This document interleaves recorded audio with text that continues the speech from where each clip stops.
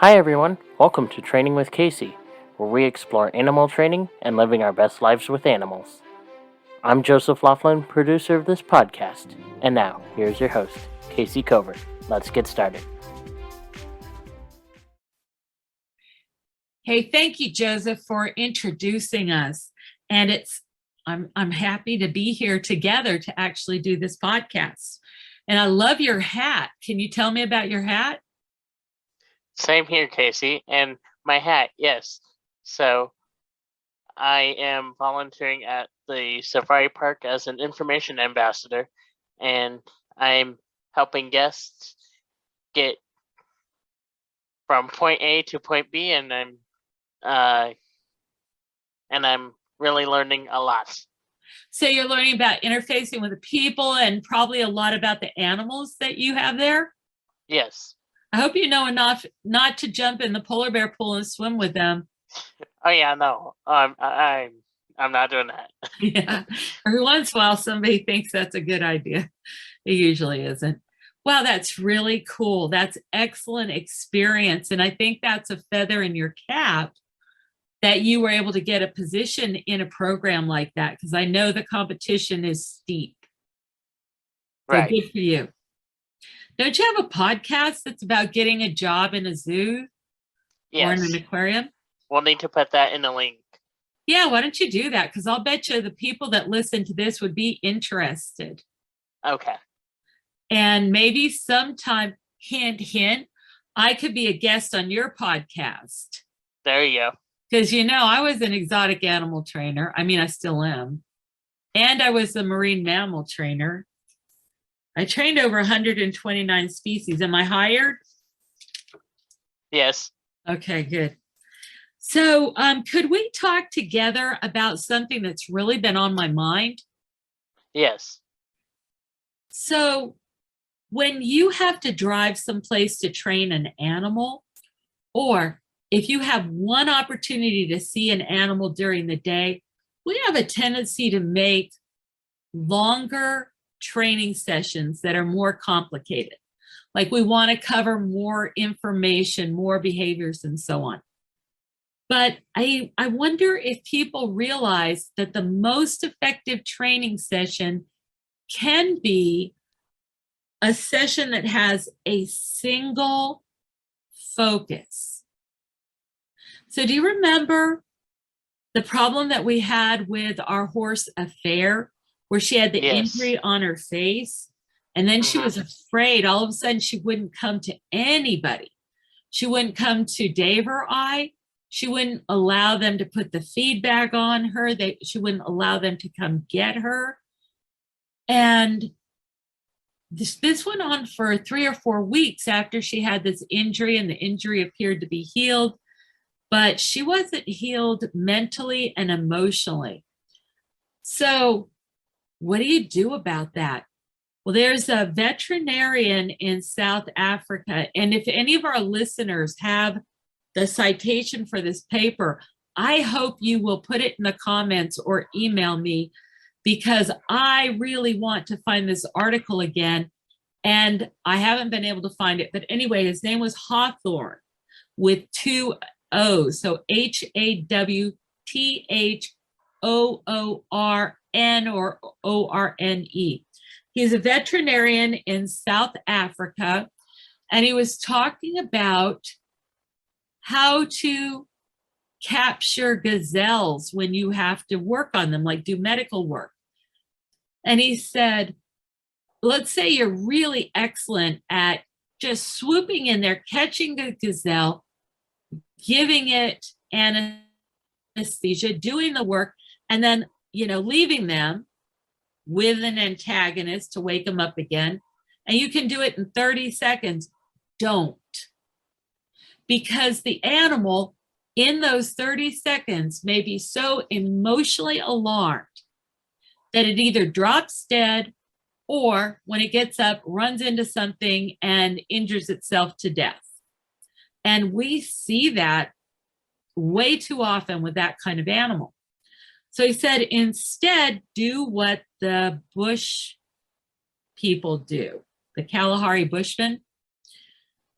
And they will just walk up just close enough to move the antelope, and they won't pressure it, but they won't let it lay down until the thing just gets so tired, it lays down and goes to sleep, and it doesn't care what they do. And then they can go up to it and do whatever they need to. So I wanted to teach about this in our new class on general animal training, where we're teaching all these principles that a lot of zoo people are not getting taught in the course of their jobs. And one of them is how to safely move animals. And it's more than that, how to make the animal want to go with you.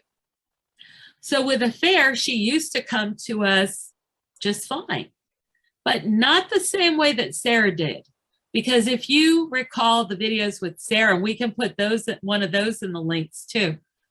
As soon as Sarah comes to me, she'll come immediately, a lot of times running, or now that she's 31, trotting. And Affair was never that enthusiastic, but she was always happy to come. So we made a plan, and we had to think about it carefully, because in this plan, we had to make sure we had enough daylight time to do this whole job. And the job was to ask Affair if she would come out with us. And if she chose not to gently walk her around, just like Hawthorne recommended with the antelope. Now, we didn't pressure her, we didn't make her run around, but she didn't get to just stand there and graze. She didn't get to go do what she wanted to. She had to keep moving. Slowly, but she had to keep moving. Now, as you know, we use a lot of cognitive training tools. And she understands about if-then statements like Vilma Shikani talks about. And an if-then statement is something like, if you go with Dave, he will take you outside to graze. If you go to Dave, he will spray you for flies. And so we told her all these things, and we told her where Dave was. And she preferred not to. And I walked her around and around for almost exactly 30 minutes. And at 30 minutes, I guess she just decided that she wasn't quite ready to lie down and go to sleep, but she was tired of walking. So all of a sudden, first Dave walked in, and while he walked in, I stayed motionless. He just walked in, gave her a treat, backed off. Now, when he went to give her the treat, he lowered his profile and stretched his hand way out. So he was as little of an intrusion as possible. Then he gave her another treat after she had a chance to process that and think about it. Then he backed off, and I came in and gave her a treat. Then I got the lead rope from him, and I put it around her neck and explained to her what was going to happen next. He came in and put her halter on, but she'd already made her decision. She was just like her old self then. She didn't make any attempt to leave or do anything different. She was starting to perspire, but she wasn't lathered up or upset or aroused or anything else. She was just very calm. And Dave left, and he took her out to graze for a minute. So you know what one of our people in the class said when we watched the whole thing together? What'd they say? She said, if I did this in front of a bunch of horse people, they would think I was nuts. And I said, well, all horse people will have this issue from time to time, probably. And if they found out it worked, they would not think you were nuts. They would think this is a really elegant way to solve this problem. But with animals, you don't know if you strengthen the behavior until you try it again. And you see, do you get the behavior on cue or not? So we had thunderstorms for a couple days. Then we go back probably 3 days later, and we told her what we wanted to do. And she stood absolutely still and waited for Dave to get there. Not one single walk in the wrong direction or anything. She was calm. And then we did two things that seemed to make a huge difference. When she was coming out, there were these 4 pillars that she was frightened of. And the first time when she went out and did her grazing, then Dave took her back in, he took her around and showed her the pillars and how far away they were from each other and what directions they were in and so forth, because they scared her for some reason. But she'd also been startled by the water trough. And we thought that maybe her vision was not as good as we hoped it was. And so this time, sorry, I gotta get rid of these things. There we go.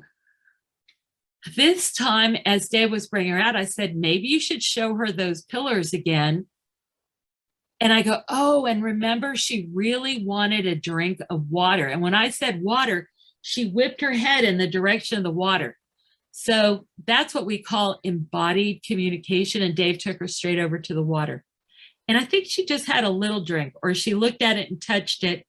But it didn't matter that she didn't want a drink. What mattered is that she was effective at letting us know that she was interested in going there. So that time she just stood for Dave. We showed her those two things. And when she went to see the pillars that time, she was totally calm and confident. So Dave showing her where they were and everything the time before reassured her. She now had a different outlook. So he takes her out, he works with her, then he brings her back. And the next time we went there, the next night, he told her that he'd like to take her out.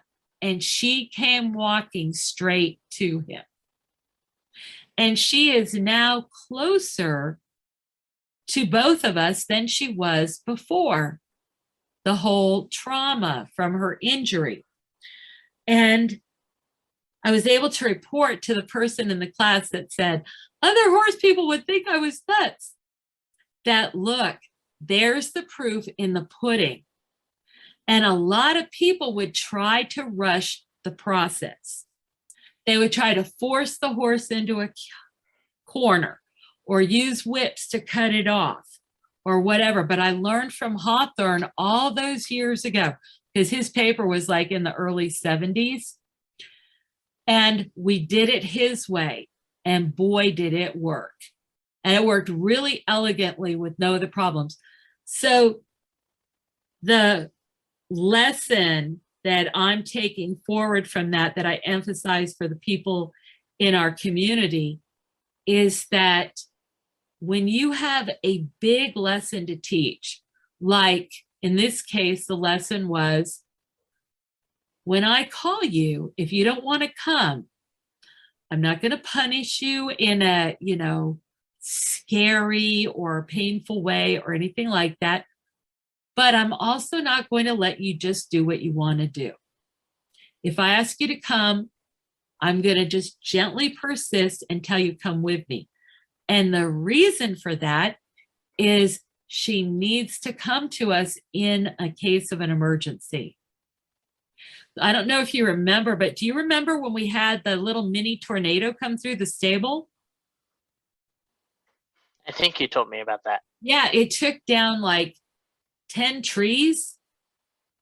And it was ferocious. Like, I'm trying to hold on to things to not get swept away myself.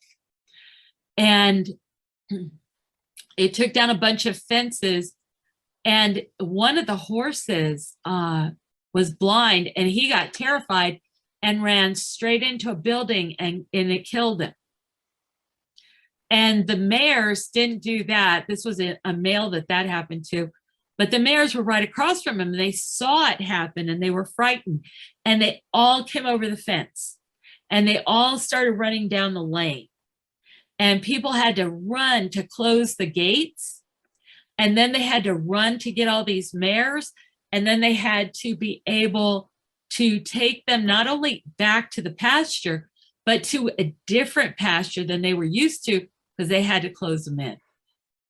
So you never know when that's going to happen. You don't want your horse to go to the wrong place or run into a fence or something like that because they're frightened.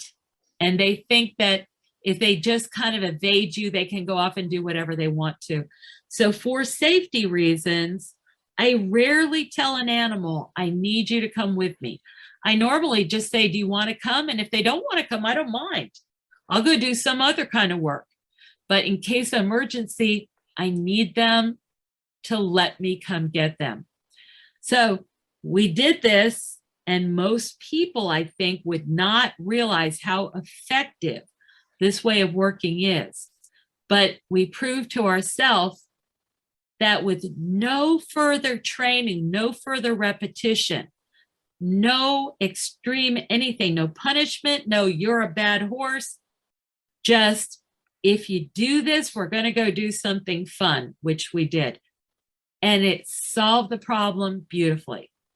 So when you have a big point you need to make, it can really pay off to focus on that one point and make sure you get to completion. It could have been very bad if we ran out of daylight before we made our point. And then she's still walking away and we can't see her, or it's not safe to keep walking in there. So we had to plan ahead of time and so forth. That's what I wanted to talk about. Do you have any experiences with that, or have you seen a case where this might be useful to you or to somebody you've watched work? I do not have anything yet, but it's definitely something to keep note of. Yeah, especially because a lot of times they don't have time to do this kind of training. And also, you've already seen the video. The video is hard to understand. If you were just watching this happen, you probably wouldn't understand what we were doing and why. But you understand because we went over it. We're going to try to modify that video so that other people can watch it and so on. Like I said, it's part of the new animal training class. You know what else I want to talk about soon, not tonight, but soon, is the idea that you need to focus on the process in training, not on the product. If you just know the next 3 steps and do those steps, and don't worry about, let's say you want to clip the nails, don't worry about doing all that. Just do the next 3 steps. And a lot of times that's enough for a training session. But anyway, I want to talk about that more in another podcast. Sounds good to me. Hey, thank you for being here with me. It's a lot more fun to have somebody to talk to, even though you're kind of quiet tonight. What's wrong with you? Have you done anything good with animals lately? Yeah, like I what? have. Volunteering. And what'd you do? I'm working with kangaroos, Capybaras? yeah, armadillos, East African crown cranes, pacas. Wow, that's a lot. Hey, do you notice how kangaroos look like they're from other planets? Yeah. Okay, so check out their pupils. Check out their pupils. I actually worked training kangaroos on a number of occasions, and the ones in Australia were actually much more normal, but the ones at the National Zoo came over and they like put their hand on my hand and then they're staring at the sky like they're communing with the mothership. It was kind of strange. Capybaras are really nice, aren't they? Yes, Just very nice animals. And they're really good with other animals too. They're kind of like, I don't know, like healer animals, healer rodents. Do you ever get to touch the animals? Yes. That's cool. How does that happen? I just let them approach me. I don't just walk in and be like, hi. Yeah, because neat is ugly, right? You got to stay professional. But do the other keepers take you inside and let you meet them, or are you helping the keepers? Are these ambassador animals? So these are ambassador animals. They've basically been rescued Right. from people who think that, oh, look, they're going to make good pets. Yeah. Okay. Well, that can definitely be a problem, but I want to tell you another side to that story because there could be a lot of prejudice in zoos. As a zoo trainer, okay, it used to be in the good old days that when you breed zoo animals, you get equal numbers of males and females. But a lot of the animals are herd animals, and you only need one male for, let's say, 10 or 20 females. And they already have a male. The dad is the male that everybody that comes to the zoo knows and loves. So they like the little males, but when the little males get big enough that they might challenge the father, a lot of times they would get surplused. So they get sent to other zoos that needed new genetics or something like that, or they would be euthanized because it's expensive. And they couldn't just put them in with all the rest of the animals. So you know who would buy those?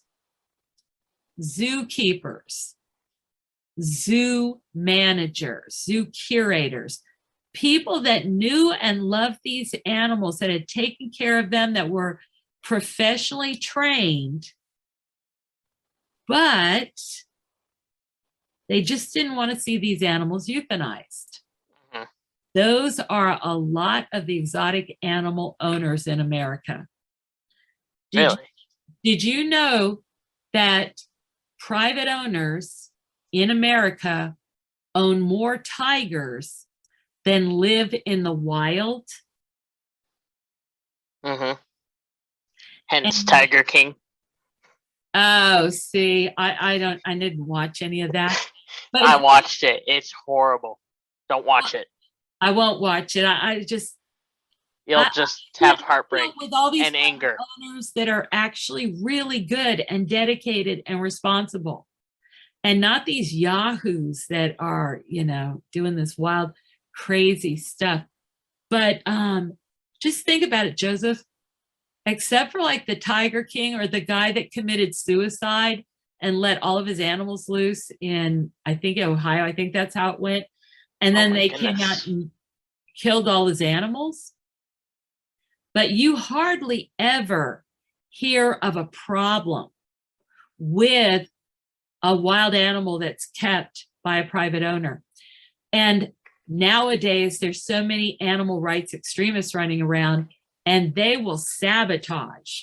Yes. So, an excellent zoo trainer is Alexander Lacey, and he was taking tigers from one point to another.